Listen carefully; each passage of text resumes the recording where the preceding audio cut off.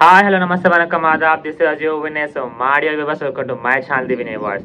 So ఈరోజు మన ఛానల్లో మనం డిస్కస్ చేయబోతున్నాం మీ ఫస్ట్ ఇయర్ ఇన్స్టెన్స్ ఎగ్జామ్ ఈజీగా ఎలా పాస్ అవ్వాలో.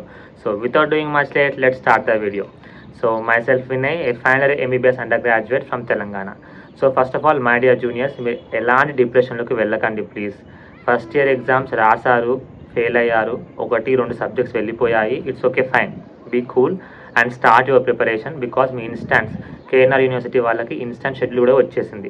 So start your preparation. మీరు ఎలా ప్రిపేర్ అవ్వాలో నేను ఇప్పుడు చెప్తా. So tip number 1, first thing ఏంటంటే మీరు లాస్ట్ 10 years క్వశ్చన్ పేపర్స్ అన్నీ చదువుకోండి. ఒక్క క్వశ్చన్ పేపర్ ఉన్న ఒక్క క్వశ్చన్ కూడా మీరు వదిలిపెట్టొద్దు, ఓకేనా? సో ఎట్లా చదవాలి అంటే, ఫర్ ఎగ్జాంపుల్ ఒకటి చెప్తా.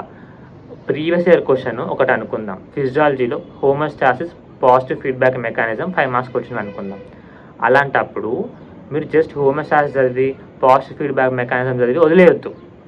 హోమోస్టాసిస్ అని ఆ వర్డ్ వచ్చినప్పుడే మీరు ఎంటైర్ చదవాలి. అంటే దాని definition, components, positive feedback, negative feedback, ఇలా అన్నీ.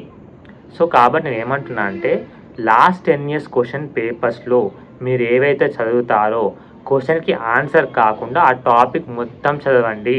అనాటమీలో క్యూబిటల్ ఫోసా వచ్చింది, మొత్తం చదువు. బౌండరీస్, కంటెంట్స్, క్లినికల్ సిగ్నిఫికెన్స్ అంతా చదువు. బయోకెమ్లో హెచ్ఎంపీ షంట్ పాత్ర సిగ్నిఫికెన్స్ ఒకటే వచ్చింది, అప్పుడు సిగ్నిఫికెన్స్ చదువు, సైకిల్ చదువు, మొత్తం చదువు, ఓకేనా? Do you got my point? So క్వశ్చన్కి ఆన్సర్ కాకుండా ఆ క్వశ్చన్లో ఉన్న టాపిక్ ఏదైతే ఉందో ఆ టాపిక్ మొత్తం కవర్ చేయండి.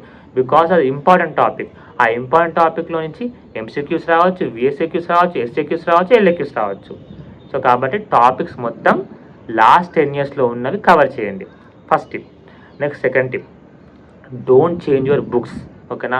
నువ్వు ఫైనల్ ఎగ్జామ్, రెగ్యులర్ ఫైనల్ ఎగ్జామ్కి ఏవైతే చదువుకున్నావో ఆ బుక్సే చదువు.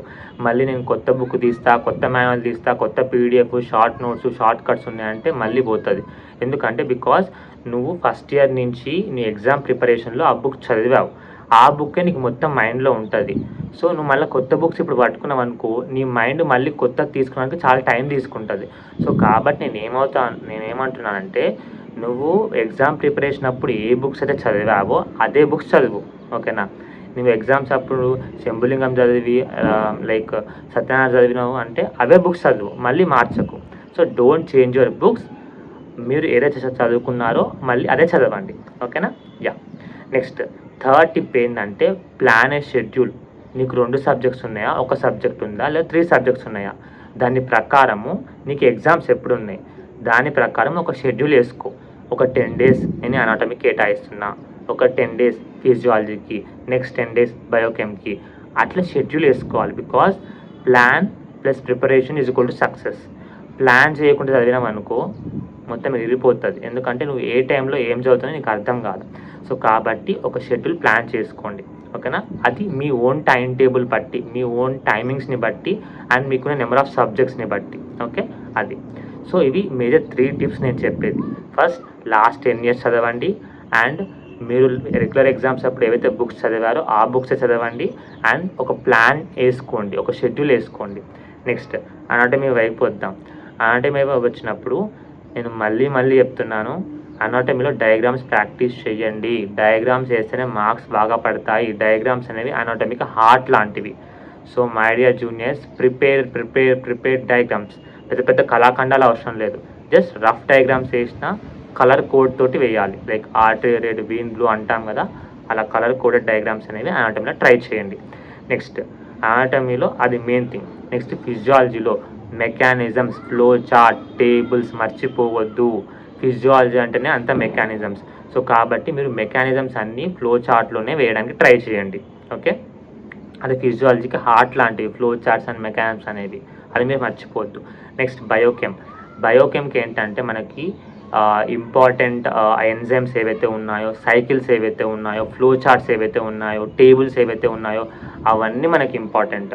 సో కాబట్టి సైకిల్స్ కానీ, ఫ్లో చార్ట్స్ కానీ, ఓకేనా, మనకి టేబుల్స్ కానీ మీరు అవి మర్చిపోవద్దు. మీరు అలా ఆన్సర్ రీప్రజెంట్ చేస్తే మీకు చాలా అంటే చాలా హెల్ప్ఫుల్గా ఉంటుంది.